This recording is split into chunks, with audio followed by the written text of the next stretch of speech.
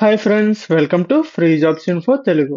ఈ రోజు మనం central council for research and homeopathy నుంచి మనకి వేకెన్సీస్ అయితే రిలీజ్ అయ్యాయి. సో ఇది సెంట్రల్ గవర్నమెంట్ జాబ్స్.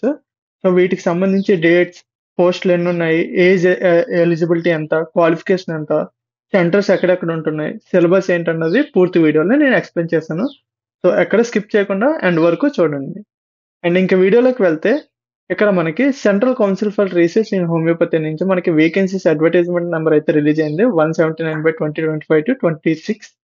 సో ఇక్కడ వేకెన్సీస్ వచ్చేసి మనకి group A, group B and group C పోస్టులకు కూడా మనకి వేకెన్సీస్ అయితే ఉన్నాయి.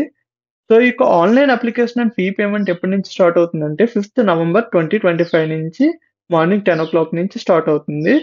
సో ఈ closing date of online application and fee payment వచ్చేసి మనకి 26th November 2025 అయితే ఎండ్ అవుతుంది.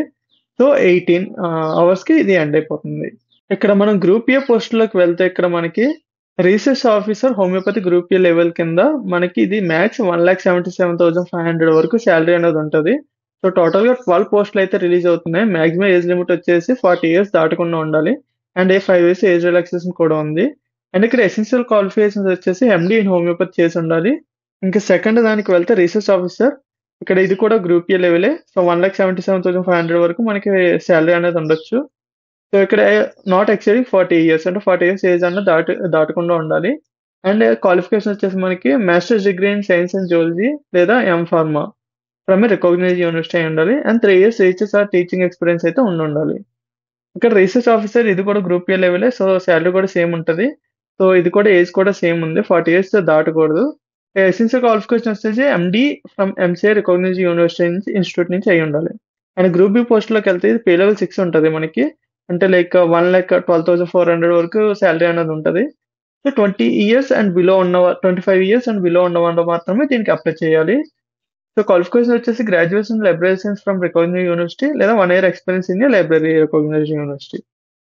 అండ్ ఇక్కడ గ్రూప్ సిలోకి వెళ్తే మనకి ఇది పే లెవెల్ 5 కింద మనకి 92,300 అమౌంట్ అనేది మనకి క్రెడిట్ అవుద్ది. సో ఏజ్ వచ్చేసి 18 to 25 years అయితే ఉండాలి. సో 12th పాస్ అయి ఉంటే సరిపోద్ది, లేదా డిప్లొమా సర్టిఫికేట్ కోర్స్ కూడా ఏదైనా ఉంటే సరిపోద్ది. అండ్ ఎక్స్రే టెక్నీషియన్ ఇది కూడా గ్రూప్ సిలోకి. సో 92,300 అనేది ఉంటుంది. 25 years అండ్ బిలో ఉంటే సరిపోద్ది. ఇక్కడ ఏంటంటే certificate in X-ray technology for minimum 2 years అయినా అయి ఉండాలి, లేదా 1 year experience in handling X-ray అయినా అయి ఉండాలి. సో లోడ్ యూజింగ్ లెక్క వచ్చేసి ఇప్పుడు గ్రూప్ సి పోస్టులు దీనికి వచ్చేసి 63,800 వరకు మనకి అమౌంట్ అనేది క్రెడిట్ అవుద్ది. సో 27 పోస్టులు అయితే ఉన్నాయి. 18 to 27 years మధ్యలో ఉన్న వాళ్ళు అప్లై చేసుకోవచ్చు. ఎడ్యుకేషన్ క్వాలిఫికేషన్ వచ్చేసి 12th పాస్ అయి ఉంటే సరిపోద్ది. అండ్ టైపింగ్ స్కిల్ సెట్ ఉంటుంది. 35 words per minute మీరు ఇంగ్లీష్లో, లేదా 30 words per minute హిందీలో మీరు టైప్ చేయగలగాలి.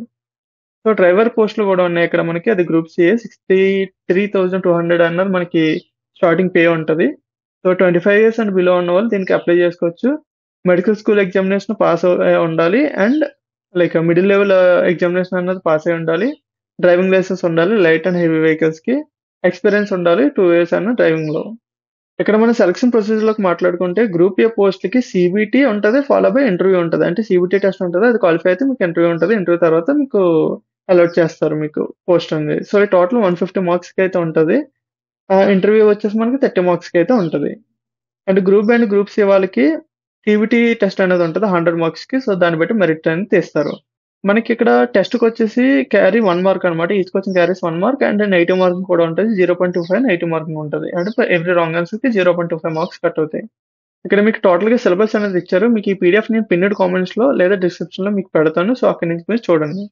ఇక్కడ మనకి ఎగ్జామినేషన్లో మల్టిపుల్ చాయిస్ క్వశ్చన్స్ అనేవి ఉంటాయి. గ్రూప్ ఏ అండ్ గ్రూప్ ఏకి సంబంధించి మనకి 120 minutes అయితే ఉంటుంది. అదే group B and group C వాళ్ళకైతే 90 minutes అనేది ఉంటుంది ఎగ్జామ్. కట్ ఆఫ్ లోకి వెళ్తే జనరల్, ఓబీసీ, ఈడబ్ల్యూఎస్ వాళ్ళకి 45%, ఎస్సీ, ఎస్టీ, పిహెచ్ వాళ్ళకి 40% ఉంటుంది. ఇక్కడ అప్లికేషన్ ఫీజులోకి మాట్లాడుకుంటే మనకి ఇక్కడ గ్రూప్ ఏ పోస్టులకు సంబంధించి 100 లేదా ఓబీసీ లేదా ఈడబ్ల్యూఎస్ వాళ్ళకి 1,000 రూపీస్ అనేది ఉంటుంది. So ST, PW and female వాళ్ళకి ఎటువంటి ఫీజు ఉండదు, ఫ్రీ అనమాట. సో అది గ్రూప్ బి అండ్ సికి మాట్లాడుకుంటే అన్రిజర్వ్డ్ ఓబీసీ, ఈడబ్ల్యూఎస్ వాళ్ళకి 500 రూపీస్ ఉంటుంది. ఎస్సీ, ఎస్టీ, పీడబ్ల్యూ ఫీమేల్ వాళ్ళకి నిల్ అనమాట. ఎటువంటి ఎగ్జామ్ ఫీజు ఉండదు. మోడ్ ఆఫ్ పేమెంట్ వచ్చేసి only debit card, credit card, internet banking లేదా యూపీఐ ద్వారా మాత్రం మీరు చేయగలుగుతారు. సో ఇక్కడ ఎగ్జామినేషన్ సెంటర్స్లోకి మాట్లాడుకుంటే ఢిల్లీ, ముంబై, చెన్నై, కోల్కతా, గువాహటిలో మనకి ఈ యొక్క ఎగ్జామినేషన్ సెంటర్స్ అనేవి ఉంటాయి. సో ఇక్కడ అప్లికేషన్ ప్రాసెస్ కూడా ఉంది. సో ఈ కంప్లీట్ నోటిఫికేషన్ నేను పిన్ కామెంట్లో పెడతాను. సో మీరు అక్కడ నుంచి ఈ అప్లికేషన్ ప్రాసెస్ చూసి వీళ్ళిచ్చిన లింక్స్ ద్వారా మీరు అప్లై చేసుకోవచ్చు.